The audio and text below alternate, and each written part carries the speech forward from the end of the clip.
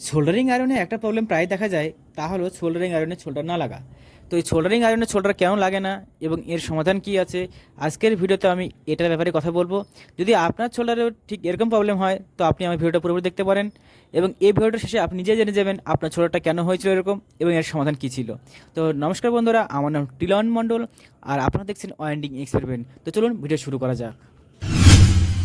তো প্রথমেই বলবো এর কারণ কি। দেখুন, সোল্ডারিং আয়রনে সোল্ডার না লাগার প্রথম কারণ হচ্ছে প্লাস্টিক জাতীয় কিছু পোড়ানো। অনেক সময় এমন হয় কি আমাদের কোনো স্ক্রু সে জায়গাটা লাগছে না, তো আমরা কী করি, ওই জায়গাটা প্লাস্টিকটাকে আমরা পুড়িয়ে সেটাকে জয়েন করি।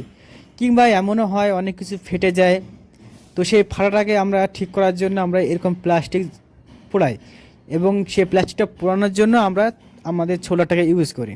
তখন হয়টা কি, ওর মুখে প্লাস্টিক লেগে যায় আর সেই কারণে ওটা আর শোল্ডার নেয় না।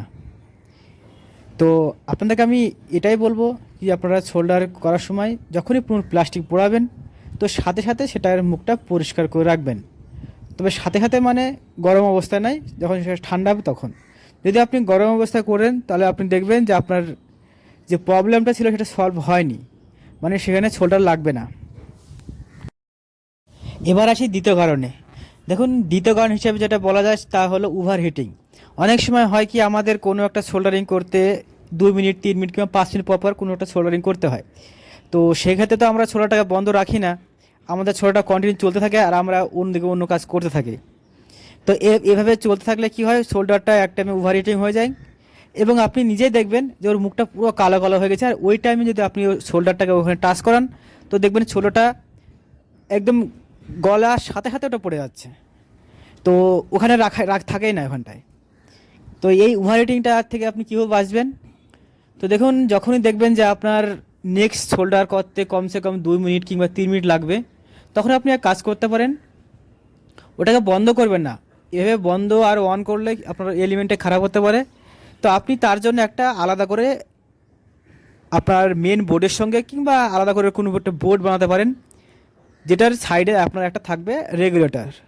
ফ্যানের যে রেগুলেটরটা আমরা ইউজ করি ওই রেগুলেটরটা আপনি ইউজ করতে পারবেন। তো তখন যখন আপনার লাগবে না তখন আপনি ওই রেগুলেটরের ভোল্টেজটা কমিয়ে দিন, তাহলে দেখবেন আপনার যে শোল্ডারটা আছে ওটার হিটিংটা বজায় থাকবে, এবং যখন লাগবে তখন আবার আবার বাড়িয়ে দিবেন। তো এভাবে যখন আপনি করবেন তখন দেখবেন আপনার শোল্ডারটা আর ওভার হিটিং হচ্ছে না, এবং এটা করলে আপনার এলিমেন্টটাও বেশ ভালোই টিকবে। আর এবার বলবো 3 নম্বর কারণ। দেখুন, 3 নম্বর কারণ হিসেবে আমি যেটাকে মনে করি তা হলো আমাদের কম দামি শোল্ডার ইউজ করা। আমরা বাজারে গিয়ে শোল্ডারের দাম জিজ্ঞেস করি, যেটা কম দামি হয় সেটা নিই।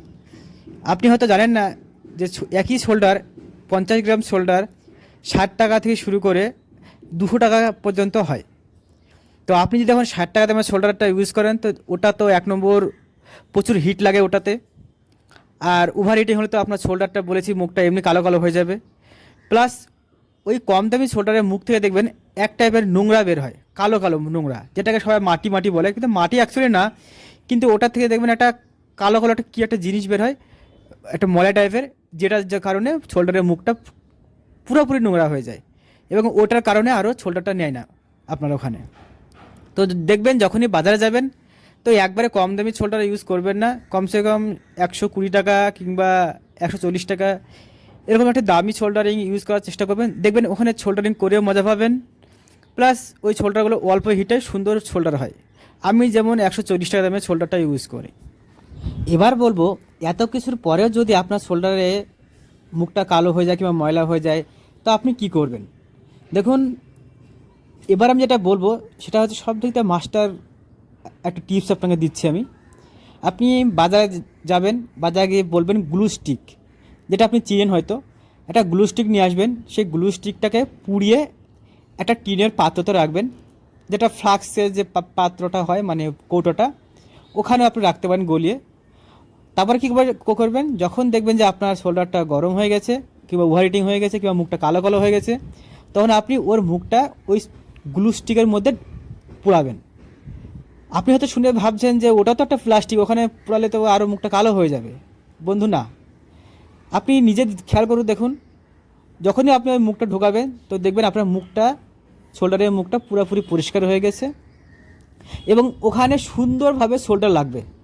এবং ওখানে যখন আপনি শোল্ডারিং করবেন তো দেখবেন চারি সাইডে একটা ভেজা ভেজা ভাব চলে আসছে প্লাস্টিকের।